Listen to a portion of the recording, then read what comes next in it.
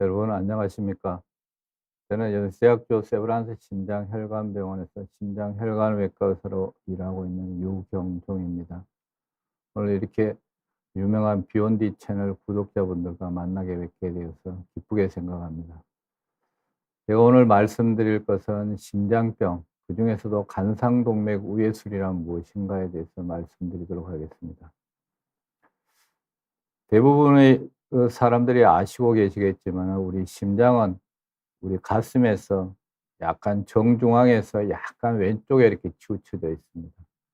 그리고 양쪽에 이렇게 폐가 있고, 이 심장은 굉장히 중요한 장기이기 때문에 여러 가지가 보호를 하고 있습니다. 앞쪽으로는 흉골이 있고, 옆으로는 흉곽을 이루는 늑골이 있고, 뒤쪽으로는 척추뼈가 이를 잘 보호하고 있습니다. 그래서 심장에서 나온 피가 이 빨간 혈관들을 통해서, 이게 동맥인데 우리 전신으로 이제 흐르게 되겠습니다. 이러한 심장 혈관에 질환이 생길 수가 있는데, 질환을 이제 간단히 살펴보면 크게 선천성과 후천성이 있습니다. 선천성은 말 그대로 태어날 때부터 이제 심장의 병을 갖고 태어나는 경우입니다. 여기에 비해서 후천성은 살아가면서 이제 우리가 얻게 되는 병인데요. 이 후천성 질환 중에서도 대표적인 것들이 이제 관상동맥이 오는 병하고 심장판막, 대동맥, 그리고 부정맥 등이 있습니다. 이 부정맥은 우리 심장이 규칙적인 박동을 하기 위해서는 이제 전기 자극이 필요한데, 전기를 만들어내는 발전소가 심장 안에 두 개가 있습니다. 그래서 그 발전소에서 만들어낸 전기가 흐르면서 나타나는 이런 문제가 있을 때 부정맥이 나타나게 됩니다. 그래서 오늘은 말씀드릴 것이 관상동맥 중에서 협심증 심근경색과 관련된 치료에 대해서 말씀드리도록 하겠습니다. 제가 오늘 말씀드릴 내용이 관상동맥은 무엇인가 살펴보면, 우리 심장은 근육으로 이루어져 펌프 기능을 하며 시지한 하루에 8만에서 14만 번 정도를 박동을 합니다. 맥박이 70회를 기준으로 100세를 산다고 생각하면 우리가 일생 동안 36억 7,920만 번을 박동하게 됩니다. 굉장히 많은 일을 하고 있는 거죠. 이렇게 심장이 쉬지 않고 계속 박동할 수 있도록 심장 근육에 충분한 영양과 산소를 공급하여 주는 혈관을 간상동맥이라고 합니다. 이러한 간상동맥의 해부학적 구조를 잠깐 살펴보면, 어 그 심장의 우측에서 나오는 우관상동맥이 있고, 심장의 좌측에는 이 자주관상동맥이라는 것이 있습니다. 이것은 나오자마자 인제 자전하행제라는 거하고 회선동맥이라는 거하고 두 개로 갈라지는데, 자전하행제는 심장의 앞쪽으로 나오고 회선동맥은 뒤쪽으로 나옵니다. 과거에는 이렇게 혈관 조영술을 통해서만 정확하게 진단할 수 있었지만, 지금은 인제 CT를 통해서 간단하게도 이렇게 진단할 수 있습니다. 물론 정확도가 혈관 조영술보다는 떨어지지만 그래도 95% 이상 정확한 어 정확도를 보여주고 있습니다. 그래서 최근 들어서 이제 이런 병들이 늘어나고 있기 때문에, 제 생각으로는 40 세가 넘으면 정기적으로 이런 간단한 CT를 통해서 병의 진환 여부를 확인하시는 것이 좋을 것 같습니다. 이러한 간상동맥에 질환을 일으키는 위험인자들이 있는데, 위험인자들 중에는 이 조절이 가능한 것이 있고 조절이 불가능한 것이 있습니다. 조절이 가능한 것은 당뇨, 고혈압, 고지혈증, 흡연, 스트레스, 운동 부족, 비만, 이런 것들이 주요 요소가 되고 있습니다. 그러나 조절이 불가능한 것이 있는데, 이것은 성별, 특히 이게 대개는 남성에서 많이 생기는데, 폐경기가 지난 여성에서는 남성보다 오히려 더 많이 생길 수도 있습니다. 그 유전적 요인, 유전적으로 이렇게 발견된 건 없지만은 가족력이 분명히 존재합니다. 그래서 가족 중에 한 분이 이런 증상이 있게 되면 그 자손들은 주기적인 검사를 통해서 이런 것들을 해결하는 것이 생길 수가 필요할 것입니다. 그 연령은 나이가 들어가면서 어 자연스럽게 이 동맥 경화가 생기기 때문에 우리가 어떻게 이 세 가지는 조절할 수 없는 것입니다. 그러니까 조절이 가능한 것들을 잘 조절하면서 생활하셔야 될 것입니다. 여기서 질문을 한 분 하셨는데, "흡연만으로 심장병이 생길 수 있나요?" 운동은 열심히 하고 있습니다. 예, 흡연만으로도 충분히 생길 수가 있습니다. 흡연은 우리 모든 인체에 나쁜 영향을 주는데 이 흡연이 관상동맥 질환의 중요한 위험 요소 중에 하나가 되고 있습니다. 그다음 인제 그렇다고 해서 이렇게 우리가 동맥경화가 생겨서 병이 좀 있다고 그래서 모든 환자한테 다 생기는 것은 아닙니다. 동맥경화가 있어서 혈관에 병이 좀 있더라도 어 수요와 공급을 잘 맞추게 되면 증상이 안 나타날 수가 있습니다. 예를 들어 가지고 병이 있는데 가만히 누워 가지고 아무 생각 없이 지낸다면 수요가 증가하지 않기 때문에 큰 문제가 안 생길 수가 있겠죠. 근데 이 수요가 증가한다는 것은 우리가 심장의 맥박이 빨라지는 이런 현상을 이렇게 가리키는데, 이런 현상이 일어날 수 있는 거는 되게 고혈압에 의해서 심장 근육이 비대해지는 경우가 있습니다. 우리가 헬스를 하며 우리 팔이나 허벅지에 근육이 생기듯이 고혈압이 있으면 높은 압력을 견디기 위해서 심장이 운동을 심하게 하게 됩니다. 그래서 심장이 굉장히 두꺼워지면서 산소 요구량이 굉장히 증가하게 되죠. 그리고 갑상선 기능 한정증 같은 이런 대사 질환으로 인해서도 맥박이 빨라질 수가 있고, 운동, 스트레스, 가식 이런 것들이 다 맥박을 빠르게 하는 것들입니다.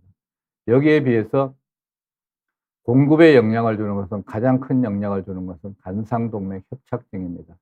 관상동맥에 좁아지게 돼서 혈류량이 부족하게 되면 결국은 산소가 부족해져서 공급이 줄어들게 되는 것이죠. 마찬가지로 빈혈이 있는 경우에도 우리가 산소를 운반하는 것이 헤모글로빈인데, 헤모글로빈이 줄어들게 되면 결국 산소 운반 능력이 떨어지게 됨으로써 공급이 저하되는 것이죠. 어쨌든 이런 것들이 있다고 해서 반드시 생기는 것은 아니지만은 이 공급과 수요의 밸런스가 깨지는 순간에 우리가 증상이 나타나게 됩니다. 재미있는 사진이 있어서 제가 갖고 왔는데요. 자 요쪽에 있는 이 세 가지 사진은 세계에서 최악의 남편 3 명이랍니다. 근데 얼핏 딱 봐도 이렇게 운동을 거의 안 하고 있죠. 술도 많이 마시고 담배도 피우고 뭐 하여튼 운동 부족이 딱 눈에 보이죠. 그뿐만 아니라 인제 과식을 하는 경우라든지 과로를 하는 경우가 있는데요.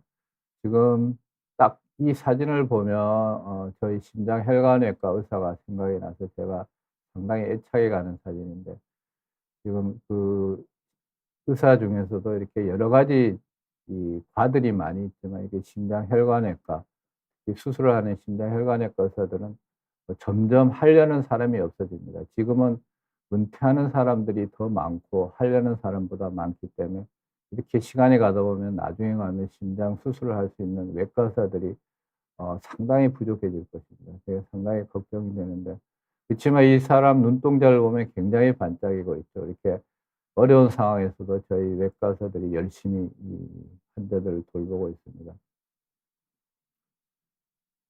그래서 주변에 심장혈관외과 의사가 있다면 많은 격려를 부탁드립니다. 이 관상동맥에 생기는 병을 우리가 흔히 인제 협심증, 심근경색이라 그러는데, 두 개는 살짝 좀 차이가 있습니다. 협심증은 쉽게 말해서 관상동맥에 동맥경화만 있어 가지고 혈관이 아직까지 완전히 거의 100% 막히지 않은 상태가 되는 것이죠. 그래서 이렇게 보면 아직까지 혈관에 여유가 좀 있는 상태고, 이런 상태에서 피가 부족하고 결국 산소가 부족해서 허열 증상이 나타나는 것입니다. 여기에 비해서 심근경색은 이렇게 동맥경화가 있던 부위에서 이렇게 파열이 일어날 수가 있습니다. 동맥경화를 일으키는 이 지방층 파열이 일어나서, 파열이 일어나면 우리 인체에서 방어 기전으로 혈소판이나 백혈구들이 이렇게 와서 막 일종의 공격이죠. 그래서 달라붙게 됩니다, 이 파열된 걸 막기 위해서. 그러다 보면 이 혈전이 많이 생기면서 이 혈관이 그냥 갑자기 이렇게 막히게 됩니다. 그래서 갑자기 이렇게 완전히 막히게 되면 심장이 죽어버리는 괴사 현상이 일어나고, 중통이라든지 이런 것들이 협심증보다 훨씬 더 심화가 되고 심장도 훨씬 더 나빠지게 되는 것이죠. 그래서 이런 것들은 두 개가 잘 구분되지 않을 수가 있지만은, 일반적으로 대체적으로 증상을 살펴보면 환자들이 가장 많이 호소하는 것이 "가슴이 아프다."입니다. 근데 그냥 아픈 게 아니고 쥐어짜는 것 같이 아프다.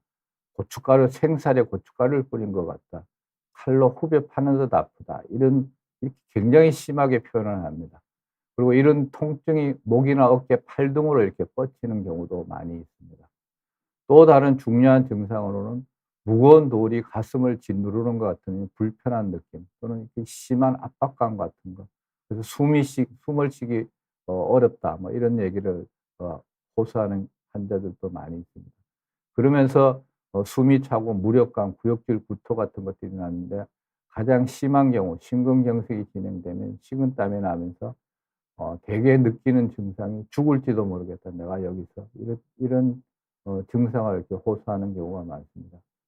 그래서 이 두 가지 것은 거의 비슷하지만은 쪼끔 차이점이 있는데 보통 협심증 증상이 이렇게 통증이 나타날 때 어느 한 부위가 아니고 굉장히 넓게 가슴, 주먹 크기 정도 되게 넓게 넓은 부위에 이렇게 나타나게 됩니다.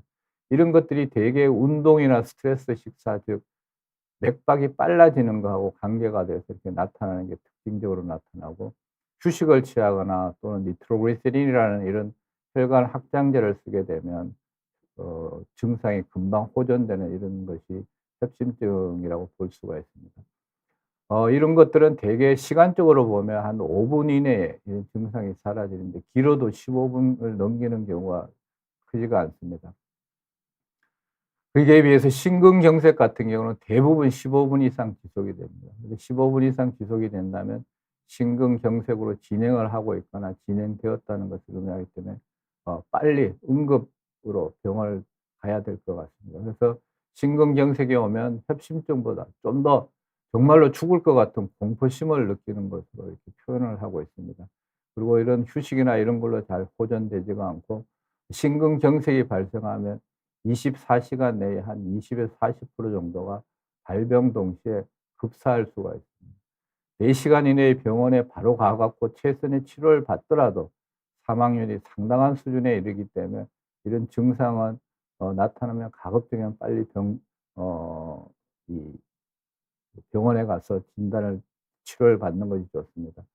여기 어 질문이 들어왔는데 "걷기 운동도 도움이 되나요?" 이렇게 들어왔는데 상당히 많이 도움이 됩니다. 걷기 운동을 하면서 이게 또 어 중요한 운동 중에 하나이기 때문에 걷기 운동은 다른 운동 어떤 운동보다도 굉장히 큰 도움이 되니까 꾸준히 하신다면 이런 간상動脈질환을 예방하는 데 큰 도움이 됩니다. 또 한 분은 "가슴이 싸하고 허한 느낌도 증상인가요?" 그러는데 가슴이 싸하고 화한 느낌은 물론 뭐 검사를 해 봐야 되지만 이런 병보다는 조금 이렇게 심리적인 게 클 가능성이 있고요. 가슴이 싸한 경우 또 요즘은 식도 역류증 같은 거 이런 것들 때문에도 올 수가 있습니다. 또 하나가 심근경색 환자입니다. 5년 후에 또 흉통이 와서 간상동맥 시술 검사를 했는데 E형 협심증 진단을 받아서 약을 먹고 있는데 계단이나 언덕을 오르내리면 가슴에 흉통이 옵니다. E형 협심증 진단을 받은 지 7 개월이 됐습니다. 교수님은 어떻게 해야 될까요?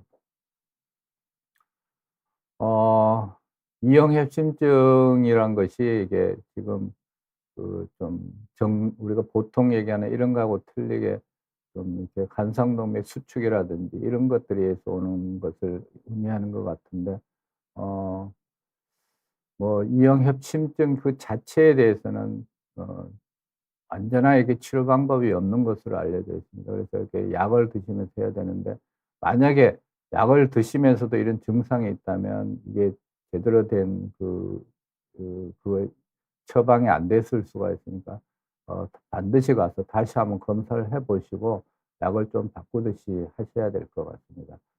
어 질문이 많이 들어오는데 일단 강의를 좀 더 하고 나서 말씀을 드리도록 하겠습니다. 하지만 이런 협심증이나 심근경색만이 우리 흉통을 일으키는 건 아닙니다. 이런 흉통을 일으키는 원인 중에서 가장 무서운 것이 대동맥 박리가 있습니다. 심근경색 말고 가장 무서운 것이.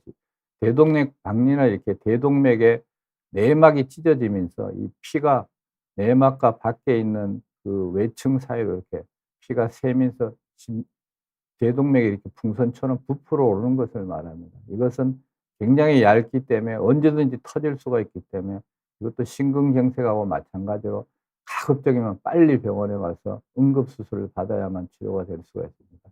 이런 흉통의 원인 중에 가장 무서운 심근경색 말고 대동맥 박리가 있고 그 외에 이렇게 십 우리 폐 주위로 폐를 싸고 있는 막 사이로 이렇게 물이 고이는 경우가 있습니다. 이런 늑막염이라든지 또는 물이 아니라 공기가 이렇게 차는 경우가 있습니다. 폐를 싸고 있는 막이 찢어지면서 공기가 셀 수가 있는데 우리가 일반적으로 기흉이라고 그러죠. 이런 경우도 굉장히 심각한 통증을 유발할 수가 있습니다. 그리고 우리가 많이 알고 있는 대상포진 이런 것도 있고 근육통, 늑골 이런 데 식도 이런 데 병이 있을 때도 흉통이 생길 수가 있습니다. 최근에는 인제 우리가 뭐 여러 가지 이 사회적인 문제 같은 걸로 해서 마음의 병, 마음이 좀 이렇게 우울한 사람들 경우에 이런 흉통이 그냥 흉통이라고 느끼는 경우가 있습니다.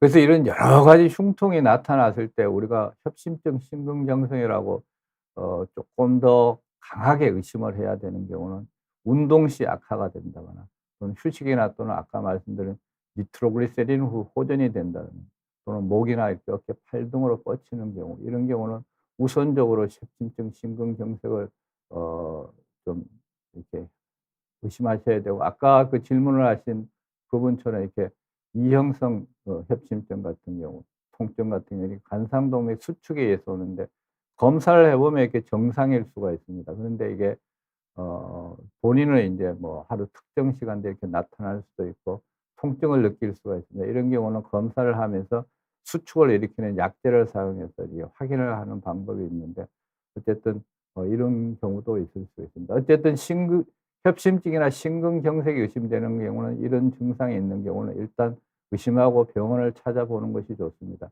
그 외에 숨을 쉬면 아프다. 뭐 눌러서 누를 때 아프다. 수초 이내에 없어진다. 또 자세를 바꾸면 아프다. 날카로운 느낌이다. 이런 경우는 대개 폐나 늑막, 근육, 뼈 뭐 이런 데 이제 병이 있을 가능성이 높습니다. 그래서 쪼끔 차이가 있는 것이죠. 그러면 우리가 간상동맥 병이 있을 때 어떻게 진단을 하느냐면 우리가 흔히 검사를 하는 것 중에 하나가 이 심전도가 있는데 '아 나 건강검진에서 심전도에서 이상이 없어. 나는 문제 없어.' 이렇게 얘기하시는 경우는 잘못된 생각입니다. 이 심전도는 심장에 이상이 있어야만 나타납니다. 즉 협심증만 있다고 해서 나타나는 건 아니고 심근경색 정도 돼야 나타날 수가 있습니다. 그래서 심전도로 진단하는 경우는 어 오히려 드물다고 이렇게 보셔도 됩니다.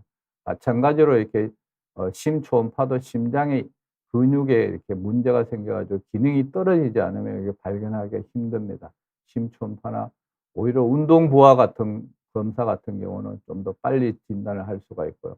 하다가 문제가 생기면 이렇게 협심증이 있을 요 관상동맥 병이 있을 가능성이 높습니다. 동연소 검사도 마찬가지고 최근에는 아까 말씀드렸듯이 CT 같은 걸 이렇게 간단하게 진단을 할 수가 있습니다. CT 찍는데도 5분 이내에 찍고 금방 이렇게 판독이 돼서 나올 수가 있기 때문에 이걸로 하면 대개 한 95% 이상에서 진단이 되고 수술이나 뭐 다른 정확한 치료를 위해서는 이렇게 관상동맥 조연술을 하면서 최종적으로 확인을 할 수가 있습니다. 이렇게 그 간상동맥 질환이라고 진단이 되면 치료를 해야 되는데 치료로는 가장 어 기 기본적인 것이 위험 인자를 조절하는 것입니다. 위험 인자는 아까 말씀드린 여러 가지를 하고 위험 인자 조절 중에 아까 질문하신 것처럼 규칙적인 운동, 걷기, 달리기, 수영등 이런 것들을 하는 것도 굉장히 좋습니다. 어 이런 위험인자 조절뿐만 아니라 이렇게 혈관이 좁아져 있기 때문에 그 좁아진 혈관으로나마 좀 더 피를 많이 보내기 위해서 이런 혈관 확장제 같은 약물을 쓸 수가 있고 또 간상동맥 자체의 성형술 대표적인 것이 이 스텐트 삽입술 같은 걸 할 수가 있습니다. 그러니까 이런 모든 것을 했는데도 어 증상이 완화가 안 되고 점점 심해진다. 이럴 때 우리가 마지막으로 하는 것이 간상동맥 우회술입니다. 그래서 금방 말씀드렸듯이 관상동맥 우회술은 어떻게 하느냐. 협착이 있는 관상동맥의 원위부에 더 아래쪽에다가 자신의 몸에서 획득한 병이 없는 새로운 혈관으로 우회도를 만들어 혈류가 원활하게 흐르게 하는 수술입니다. 즉 예를 들어 가지고 요거는 인제 우관상동맥인데 우관상동맥 이렇게 좁아진 게 보이죠? 이렇게 좁아져 있을 때 요거보다 더 원위부 쪽에 이제 새로운 혈관을 가지고 이렇게 우회도를 만들어 준 겁니다. 이 대동맥에서 요골동맥을 가지고 이렇게 연결해 준 거고요. 여기는 인제 자전하행기라는 혈관인데 여기도 마찬가지로 이렇게 좁아져서 거의 끊기다시피 했는데 여기에 좌내흉동맥을 가지고 요렇게 다시 연결해 주고 여기다 우내흉동맥을 연결한 거 가지고 또 다른 부위에다 여러 군데다 이렇게 우회도를 만들어 주는 이런 수술을 관상동맥 우회술이라 합니다. 우회도로 에서 아마 이름을 따왔다고 봐도 될 정도로 이렇게 우회술이 의미가 그런 뜻입니다. 그럼 우리가 어떤 경우에 인제 우회술을 하는가? 아까 해부학적 구조에서 말씀드렸듯이 관상동맥이 3 개가 있는데 3 개 모두 병이 있는 경우, 특히 당뇨가 동반되어 있는 경우는 수술을 하는 것이 아주 그 위험성을 줄이는 데 굉장히 필요합니다. 그리고 자전하행자 회선동맥이 분지하기 전에 그 자주관상동맥에 병이 있는 경우에도 이런 수술하는 것이 좋습니다. 이 자주관상동맥에 병이 있는 경우 이를 소홀히 하다가는 급사할 수 있는 아주 중요한 그 위험한 동맥입니다. 그 2 개의 병이 있더라도 자전하행기라는 것이 심장의 가운데로 내려오는 혈관인데 이게 우리 심장 근육의 산소 공급의 한 50%를 담당하기 때문에 제일 중요하죠. 여기에 병이 있는 경우도 하고 심장 기능이 아주 저하되어 있거나 고위험군인 경우에도 우리가 수술을 하는 것이 가장 효과가 좋은 것으로 되어 있습니다. 또 심근경색증으로 인해서 합병증이 발생한 경우 이런 경우도 우리가 수술을 해야 되고 약물 치료나 스텐트 치료를 했는데도 증상이 지속되는 경우 이런 경우도 수술을 해야 됩니다. 그리고 혈관에 따라서 이렇게 심하지 않더라도 스텐트 시술이 불가능한 경우 이런 경우도 수술하게 됩니다. 또 한 가지 여기 적지는 않았지만은 우리가 어떤 다른 심장 말고 다른 외과적인 수술을 하려고 그럴 때도 수술을 해야 됩니다. 왜냐하면 스텐트 같은 걸 넣으면 항응고제를 혈전을 이렇게 생기지 않게 하는 혈전 제제를 쓰게 되는데 그런 것들을 쓰게 되면 다른 수술을 할 때 출혈이 많기 때문에 수술을 할 수가 없습니다. 그래서 그런 경우에도 이런 수술을 하는데 그 대표적인 게 인제 요즘은 암이 많이 발견되기 때문에 암 환자들은 수술을 하기 위해서는 무조건 이 관상동맥 수술을 해야만 하는 경우입니다. 그러면 우리가 이런 수술은 어떻게 하느냐? 사실 이런 거는 외과적으로 이렇게 외과적인 수술을 말로서 설명하기는 상당히 어렵습니다. 동영상을 보여주면 좋은데 이게 수술하고 피가 나오는 거라서 이런 걸 보여줄 수가 없기 때문에 말로서 설명하는데 잘 설명이 될지 모르겠습니다. 우리가 크게 3 가지가 있습니다. 하나는 심장을 완전히 정지시킨 다음에 하는 방법이 있고 하나는 심장이 박동하는 상태에서 하는 방법이 있습니다. 그냥 심장이 정상적으로 뛰는 상태에서 하는 거죠. 심장을 완전히 정지시키면 우리 몸에 피가 순환이 안 되기 때문에 이것을 개최하기 위해서 심장과 폐를 대신해서 우리 몸 피를 순환시키기 위해서 몸 밖에서 기계를 이용해서 이 체해 순환을 하는 걸 기계가 있습니다. 이 기계를 통해서 체해 순환을 하면서 심장을 완전히 정지시킨 다음에 수술하는 방법이 있습니다. 이 방법은 그냥 우리가 외과의사들이 가장 보편적으로 사용하는 방법이고 미국이나 유럽에서도 관상동맥 우회술의 85% 정도가 이 방법으로 하고 있습니다. 이 방법의 장점은 심장이 정지된 상태에서 수술하기 때문에 기술적으로 좀 더 용이하고 안정적으로 수술을 진행할 수 있습니다. 하지만 단점으로는 이 심폐체해 순환이라는 걸 하기 위해서는 여러 가지 기구를 심장에 조작하고 삽입하고 해야 되는데 이 과정 중에 중풍이나 이런 합병증이 많이 생길 수가 있습니다. 상대적으로 좀 더 높은 위험성을 갖고 있습니다. 여기에 비해서 심장이 박동하는 상태에서 수술하는 방법은 심장이 정상적으로 이렇게 뛰고 있는 상태에서 수술하는 거죠. 그러니까 우리가 수술하는 관상동맥이라는 것이 실제로 이렇게 보면 1mm에서 1.5mm 우리나라 사람들은 이렇게 동양인들은 좀 혈관이 작아서 1에서 1.5mm 정도 됩니다. 서양인들은 대개 한 1.5mm 이상 되는 경우가 많지만은 직경이 1.5mm 정도 되는 1mm 정도 되는 혈관을 수술한다고 상상을 해 보세요. 그러면 심장이 막 움직이고 있는 데서 그 1mm 되는 혈관을 수술하는 것이 쉽지가 않겠죠. 그게 기술적으로 상당히 좀 어려운 방법 중에 하나지만은 앞서 말씀드린 합병증이 가장 좋고 환자의 회복이 빠르기 때문에 할 수만 있다면 이런 방법으로 수술하는 것이 환자한테 훨씬 더 도움이 될 수 있습니다. 이 가운데 있는 거는 이 중간 단계라고 생각하시면 될 것입니다. 그러면 우리가 간상동맥 우회수를 할 때 사용하는 혈관이 있는데 이제 우리 몸에서 이렇게 혈관들을 정상적인 혈관을 띄어다가 우회 길을 만들어 줘야 되는 거죠. 근데 우리가 혈관을 띈다는 것은 그 부위에 인제 손상을 줄 수가 있기 때문에 상당히 이렇게 조심해서 이런 것들을 선택해야 되는데 우리가 몸에서 혈관을 띄어도 물론 안 띄었을 때보다는 좋지는 않지만은 그래도 큰 영향을 주지 않는 혈관들이 있습니다. 그중에서 우리가 우회 수술을 할 때 가장 좋은 혈관은 이 흉벽을 타고 내려오는 내흉동맥이 있습니다. 이 내흉동맥은 이쪽은 좌내흉동맥인데 양쪽에 한 개씩 있습니다. 그래서 이 내흉동맥을 이용해서 수술하는 것이 우회 도로 중에서 그러니까 쉽게 말해서 포장이 굉장히 제일 잘 돼 있고 정비가 잘 된 그런 수술이라고 볼 수가 있을 것입니다. 이 내흉동맥은 우리 흉벽 속에 있기 때문에 이렇게 가슴을 열게 되면 이 속에 있는데 실제로 수술할 때 보면 이렇게 혈관을 완전히 박리한 상태 이런 상태가 내흉동맥이 있습니다. 또 하나의 중요한 동맥 중에 하나가 요골동맥이 있습니다. 요골동맥이란 것은 우리 팔에서 이렇게 만져지는 혈관인데 우리가 보통 맥박을 만질 때 느끼는 것이 요골동맥입니다. 엄지 옆에 있는 여기서 인제 맥박을 만지게 되는데 이 혈관 또 팔에 가는 혈관이 이게 두 개가 있기 때문에 한 개를 띄어도 물론 쪼끔 장애는 장애라기보다는 약간의 뭐 감각 소실 같은 걸 느끼는 분도 있지만 대개는 아무 문제가 없습니다. 그래서 이 요골동맥을 띄는데 이 요골동맥은 이 내흉동맥에 비해서 나이가 들어가면서 병이 좀 더 호발할 수가 있습니다. 동맥경화도 여기에도 생길 수가 있는 거죠. 그래서 수술하기 전에 반드시 이렇게 초음파를 통해서 병의 유무를 확인하고 그리고 없는 경우에 이렇게 팔을 절개하고 절개해서 요골동맥을 찾는데 실제로 수술 장면에 보이면 요 가운데 보이는 요것이 요골동맥입니다. 이런 동맥에 비해서 그 도로의 그 기능은 쪼끔 떨어지긴 하지만 그래도 가장 많이 사용하고 있는 것은 이 정맥입니다. 이 대복제 정맥이라고 하는데 대개 이 사타구니에서 발목까지 이렇게 길게 양쪽으로 있기 때문에 굉장히 풍부하고 혈관이 굵고 이래서 수술하기도 용이하고 해서 대부분의 미국에서도 한 90% 정도에서 이 혈관만 사용하고 있습니다.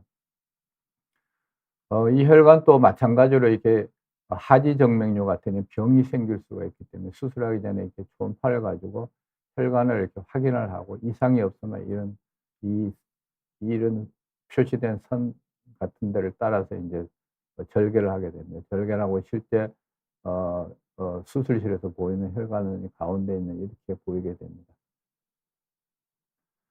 그래서 우리가 정맥을 이렇게 획득을 하게 되면 정맥은 그냥 쓸 수가 없기 때문에 이 대동맥에다가 이렇게 연결을 하게 됩니다. 대동맥에다 이렇게 연결을 해 갖고 대동맥에서 나오는 피를 직접 받아서 인제 나머지 필요한 곳에다 인제 우회 혈관을 만드는 거죠.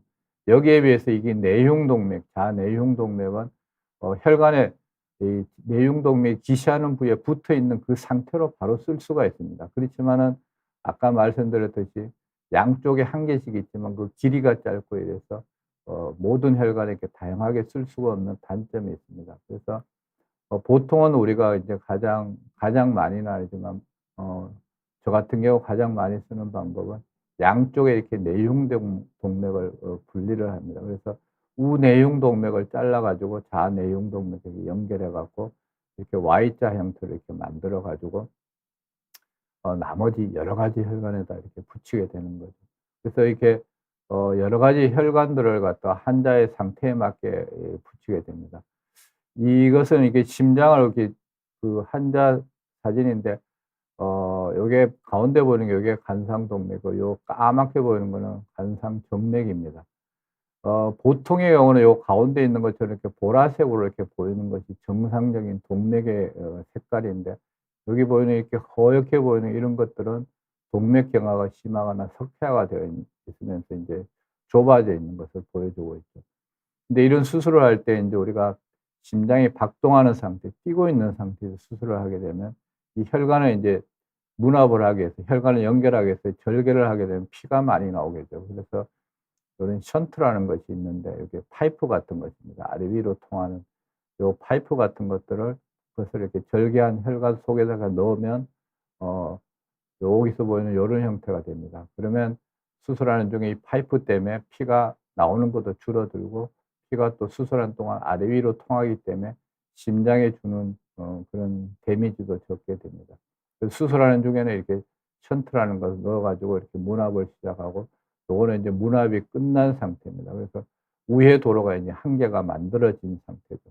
그리고 나머지 이렇게 우내흉 동맥을 이렇게 연결했던 걸 가지고 인제 나머지 혈관들에 이제 또 이식을 하게 됩니다. 요거는 자전하행기 바로 옆에 있는 대각지라는 혈관인데 여기다가 이렇게 한 개를 연결하고 요 혈관을 중간중간에 열어 가지고 여러 군데를 이제 붙이게 되는 거죠. 요거는 인제 심장의 그 후방에 있는 혈관에다 또 붙이는 거고 요거는 인제 심장의 아래쪽에 있는 혈관에다 이렇게 여러 군데를 이렇게 우회도를 만들어 주는 거죠. 지금 이 경우도 4 군데다 우회도를 만들어 주는 그런 경우입니다. 이렇게 우회도를 다 만들어 주면 이렇게 마지막으로 요 기계를 통해 가지고 이 우회도로가 제대로 되어 있는 것인지 즉 혈류를 측정합니다. 그래서 충분한 혈류량이 나와서 괜찮다고 생각되면 수술을 끝내지만은 혈류량이 부족하거나 부족하다고 느낄 때는 바로 그 자리에서 수술을 다시 하거나 이렇게 해야 됩니다. 그래서 이렇게 수술을 하고 나면 우리가 그냥 퇴원을 하는 것이 아니고 CT를 통해서 우리가 우회도로 만든 것이 제대로 되었는지를 되게 반드시 확인을 하게 됩니다. 그래서 이 환자 같은 경우는 이게 좌내흉동맥이 이렇게 내려와서 이 자전하행기라는 곳에 여기가 이제 한 개를 이식하고 이 좌내흉동맥에다가 요골동맥을 이렇게 연결하는 걸 가지고 대각지하고 또 병이 이렇게 자전하는 게 여러 군데 있어 가지고 두 군데를 이렇게 붙이게 되는 거죠. 그리고 정맥을 띄어 가지고 정맥을 이렇게 대동맥에다 연결해 갖고 나머지 혈관에다 이렇게 붙이게 됩니다. 이 환자 같은 경우는 대개 한 7개 정도 우회도를 만든 경우가 되겠습니다. 이 환자 같은 경우는 좌내흉동맥에다 우내흉동맥을 이렇게 Y자 형태로 연결해 갖고 여러 군데다 이렇게 한 4 개나 5개 정도 이렇게 우회도를 만들어 준 이런 모습입니다. 이 경우는 인제 좌내흉동맥은 자전하 한 군데다 하고 우내흉동맥을 좌내흉동맥과 연결하지 않고 바로 이렇게 끌고 내려와서 또 다른 대각지 같은 데 연결하고 여기다가 요골동맥을 연결해서 나머지 혈관에 다 연결해 줍니다. 이와 같이 그 환자의 상태나 심장의 상태 등을 또 환자의 나이나 이런 것들 따져 가지고 가장 이 환자한테 가장 좋은 방법이 무엇인가를 심사숙고해서 우리가 이런 여러 가지 방법으로 우회도를 만들어 주고 있습니다. 어 그러면 이렇게 우리가 간상동맥 우회수를 하면 결과는 어떤가? 심장 수술 중에서도 좀 까다로운 수술이기 때문에 이런 수술을 하자 그러면 되게 걱정을 하시는 분들이 많을 것입니다. 완전 재혈관화라는 것은 인제 병이 있는 간상동맥에다가 우회도를 다 만들어 주는 얼마만큼 몇 퍼센트 만들어 줄 수 있느냐를 따지는 것입니다. 일반적으로는 한 80에서 85%가 최대치가 되는데 이건 왜 그러냐 하면 혈관이 너무 가늘다거나 또는 석회화가 심하다거나 또는 근육 속에 숨어 있다거나 뭐 또는 여러 가지 원인에 의해서 이걸 다 하지를 못하고 있습니다. 그렇지만 저 같은 경우는 거의 뭐 95.5% 거의 다 한다고 봐도 됩니다, 병이 있는 곳에. 그 심장 박동 상태에서 수술을 하다가 물론 이 박동 상태에서 수술하는 것이 환자한테 좀 더 좋기 때문에 이렇게 하는데 심장이 나빠질 수가 있으면 나빠져서 다시 정지 상태로 바꾸는 빈도를 보게 되면 대개 한 일반적으로 빈도가 한 10% 내외가 있습니다. 이렇게 나빠져서 정지 상태로 바꾸면 결과가 굉장히 좋지 않을 수가 있습니다. 근데 저 같은 경우는 거의 뭐 0.0002% 2006 년도 이후로는 한 번도 이런 걸 한 적이 없습니다. 그리고 수술하고 나면 심근경색 같은 심장이 나쁜 경우 발생할 수가 있는데 일반적으로 한 1-2% 되지만은 한 0.5% 되고 수술 후 사망률도 대개 한 1 내지 3% 되지만은 저 같은 경우에 0.75% 입니다. 이게 100% 심장이 뛰는 상태에서 수술을 하다 보니까 좀 더 결과들이 좋은 것 같습니다. 수술하고 나서 우회 혈관이 인제 얼마만큼 잘 되어 있느냐 아까 보여드렸듯이 CT를 통해서 인제 개통률을 보는데 저 같은 경우는 거의 뭐 100% 이렇게 개통이 잘 돼 있는 것을 알 수가 있습니다. 일반적으로 한 95% 전후를 보여주고 있습니다. 그러니까 이런 간상동맥 우회수를 한다 그랬을 때 그렇게 두려워하실 필요가 전혀 없습니다. 우리가 맹장 수술이나 다른 이렇게 간단한 수술을 해도 예기치 못한 일로 문제가 생길 수가 있는데 이런 어려운 간상동맥 수술을 하고도 수술 후 사망률이라든지 합병증의 발생률이 다 합쳐서 한 1% 정도 된다면 정말로 안심하고 수술을 받으셔도 될 것입니다. 그러면 이런 협심증 심근경색은 완치가 가능한가? 위험 요인을 조절하지 않고 나이가 들면 계속 진행을 합니다. 관상동맥의 동맥경화가 계속 진행하고 결과적으로 재발을 하기 때문에 위험 요인 관리와 약물 치료는 필수적입니다. 그런 이런 것들을 하면서 주의해야 될 점은 심근경색이 와서 심장 기능이 저하되기 전에 병의 진행 정도에 따라 적절한 치료가 필요합니다. 즉 약물 치료만 할 건지 스텐트를 할 건지 아니면 수술을 할 건지 이런 것들을 결정해야 됩니다. 말씀드렸듯이 치료 방법 중에서 간상동맥 우회수는 최종적인 치료 방법인데 수술을 받으면 정상인과 거의 비슷한 삶의 질을 누리고 그리고 수명도 비슷하게 누릴 수가 있기 때문에 걱정하지 마시고 이렇게 수술을 해야 되는 경우는 안심하고 수술하셔도 될 것 같습니다. 마지막으로 당부드리고 싶은 것은 어 이런 증상이 15분 이상 되면 주저하지 마시고 응급실로 와서 확실하게 그 진단을 받으시고 필요하면 치료를 받으셔야 됩니다. 여태 말씀드렸던 것 같은 협심증, 심근경색과 같은 유사한 증상이 있으면서 특히 운동, 스트레스 등과 함께 발생했는 경우에 이런 통증이나 이런 것들이 발생했을 때 활동이 어렵고 활동을 멈추고 쉬어야만 좋아진다. 또는 식은땀이 나고 힘이 없고 어지러운 것 같다. 숨쉬기가 힘들고 못 견디겠고 꼭 죽을 것 같은 이런 느낌이 든다. 통증이 점점 심해지고 구토가 난다. 이런 경우는 주저하지 마시고 빨리 응급실로 가셔 가지고 특히 15분 이상 지속된 경우는 정말로 응급 상황일 수 있으니까 빨리 응급실로 가서 치료를 받으시기 바랍니다. 제가 이런 어 교수가 된 지 30 년째인데 30년 동안 이런 박동환의 심장에 수술하는 간상동맥 우회수라는 책을 최근에 이렇게 했는데 이런 책을 저술한 이유 중에 하나가 아까도 말씀드렸듯이 이런 의사들 중에서도 이런 수술을 하려는 의사들이 너무 없습니다. 그래서 지금 점점 심장병을 수술하는 의사들이 줄어들고 있는 상황에서 후배들한테 좀 더 용기를 주고 좀 도움을 주기 위해서 만들었습니다. 이 채널을 시청하시는 분들은 보셔도 전혀 이해가 가시지 않을 수가 있지만은 어쨌든 어 아까도 말씀드렸듯이 주변에 심장혈관외과 의사가 있다 그러면 많은 격려를 해 주시기 바랍니다. 어 제 강의는 이것으로 마치고 인제 들어올 질문에 대해서 좀 설명드리는데 중간중간에 질문에 대해서 설명을 드렸는데 할아버지가 심장병으로 돌아가셨는데 부모님 세대는 멀쩡하네요. 유전적으로 조심해야 할까요?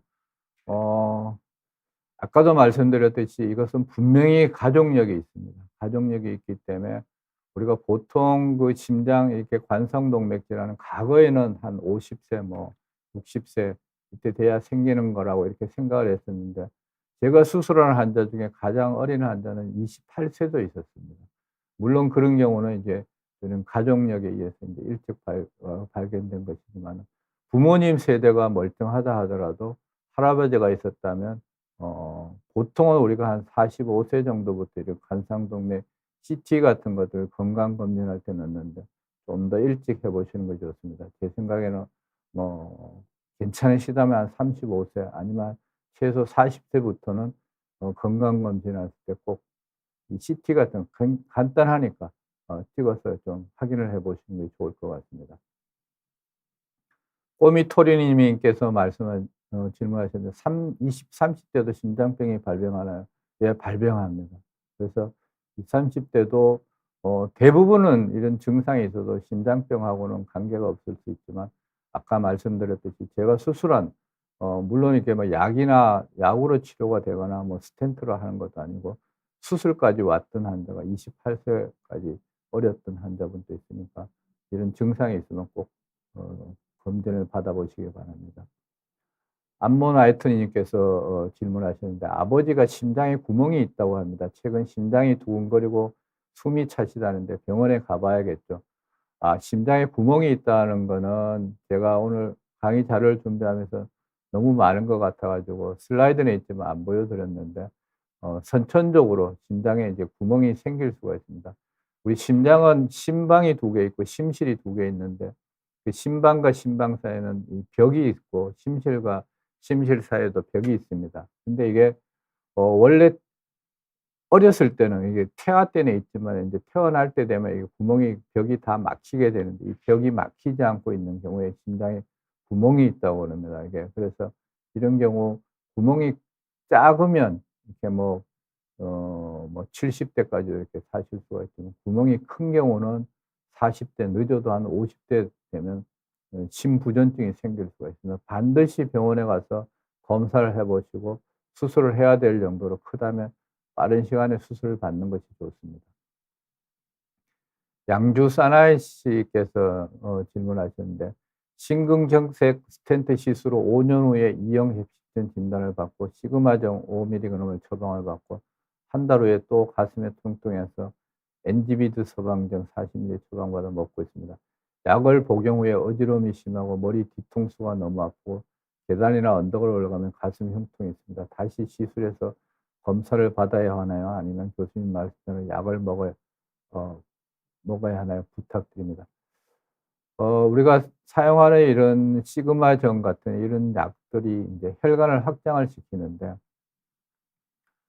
어 심장 혈관만 간상동맥을 확장만 시키면 괜찮은데 이렇게 뇌혈관 같은 데도 확장이 됩니다. 이렇게 뇌혈관 같은 것들이 이렇게 확장이 되면 이런 약을 처방받으신 분들이 처음에 굉장히 그 두통을 호소하시는 분들이 많이 있습니다. 그래서 대개는 인제 쪼끔 드시다 보면 적응이 되는데 너무 심한 경우는 약을 바꾸셔야 되고요. 약을 복용 후에 어지럼증이 심하고 어지럼증이 심하다는 것은 이런 약들이 일정 부분 혈압을 굉장히 좀 떨어뜨리게 됩니다. 그러다 보니까 이런 것들이 처음에 적응을 과정에 어지러움이 생길 수가 있습니다. 머리 뒤통수가 아프고 계단이나 언덕을 올라가면 가슴 흉통이 있습니다.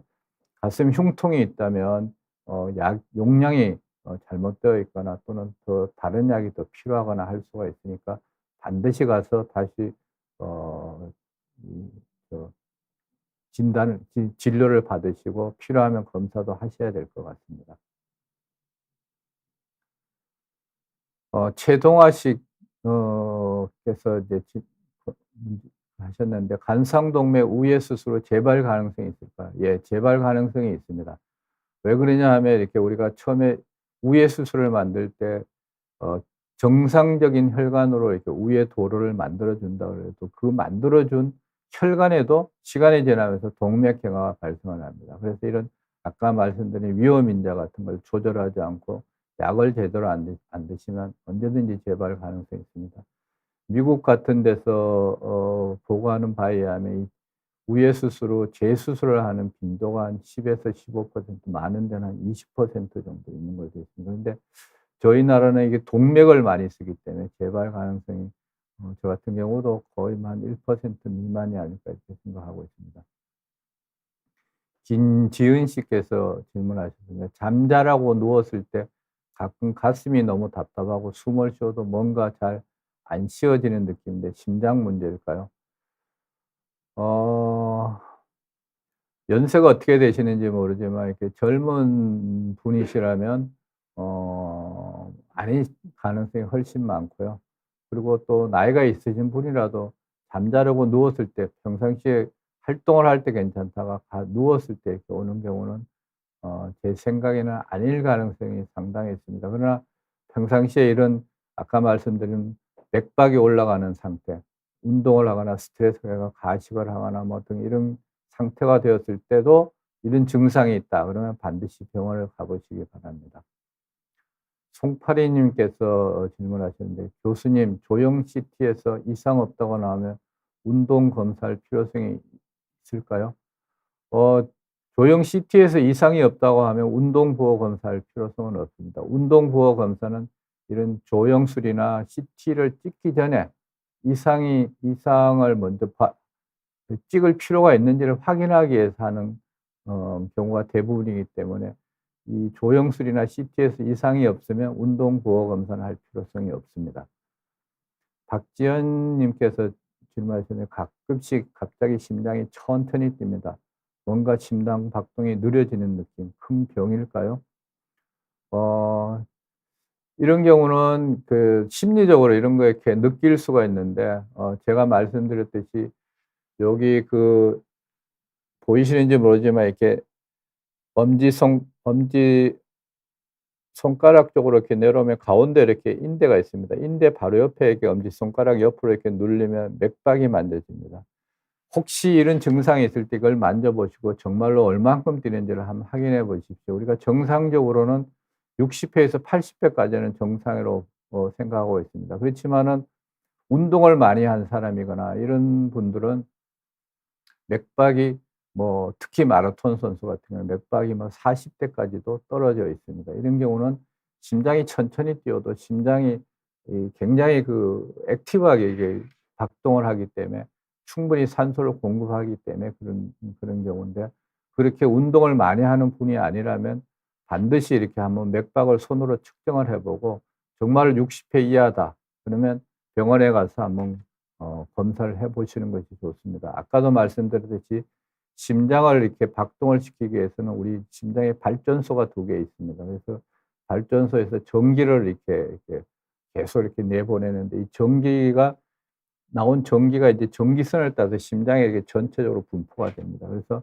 전기가 흐르면서 심장이 인제 규칙적으로 박동을 하게 되는데 대개는 인제 이 전기선이라는 데 문제가 있으면 심장이 빨리 뛰는 경우가 있습니다.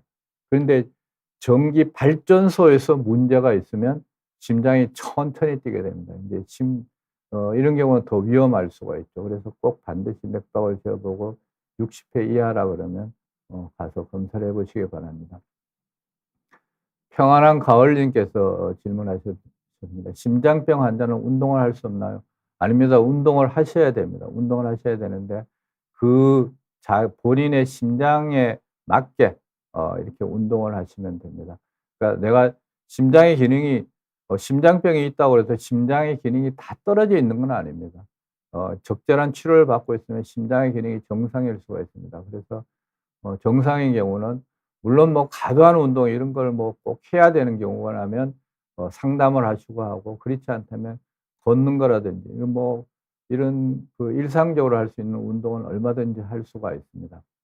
근데 한 가지 조언을 해 드리고 싶어요. 이런 심장병이 있는 환자분이 운동을 할 때는 특히 아침, 저녁 이렇게 날씨가 좀 쌀쌀할 때는 특히 아침에 좀 피하시는 게 좋고 가능하다면 반드시 동반자랑 같이 나가시는 게 좋습니다. 혹시라도 이렇게 내한테 문제가 생겼을 때 내한테 도움을 주실 수 있는 분이 옆에 있는 것이 굉장히 좋고요. 특히 등산을 하실 때는 굉장히 이런 조력자가 반드시 있어야 되니까 항상 좀 생각해 보시고 운동하시기 바랍니다. 마지막 질문인 것 같습니다. 흉통 환자가 10년 전 심전도와 다르게 나온 경우 투약 후 증상 소실 시 이런 환자도 꼭 대학병원에 의뢰해야 하나요? 심전도가 다르게 나왔다는 거는 아마 제가 정확하게 어떻게 다르게 나왔는지는 모르지만 혹시나 이렇게 심근경색 같은 걸 가볍게 앓고 지나가는 경우는 본인이 좀 몸이 뭐 '오늘 컨디션이 너무 안 좋아. 요즘 막 조금 힘들어. 막 조금 뭐 숨이 차는 것 같아.' 이렇게 심각하게 생각지 않고 그냥 단순히 '내가 피곤하다.' 이렇게 생각해서 넘어가는 경우가 굉장히 많습니다. 그런 경우에 나중에 시간이 지나서 찍어 보면 심전도에 인제 심근경색이 발견되는 경우가 있는데 혹시 만약에 그렇다면 반드시 검사를 해 보셔야 됩니다.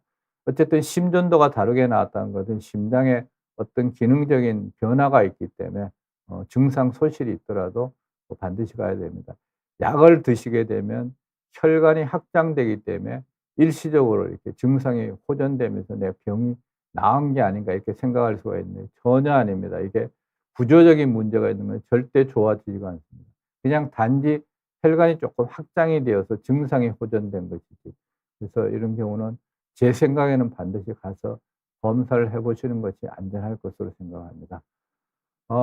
장시간 동안 저와 함께 해 주셔서 감사드리고 이런 질문에 대한 이렇게 답을 하는 게 굉장히 저도 즐겁고, 이런 경우는 뭐 밤새도록 해도 될 것 같은데, 하여튼 이런 시간상 여기서 마쳐야 될 것 같습니다. 이 채널에 참가해 주셔서 감사드리고 경청해 주셔서 감사드립니다. 감사합니다.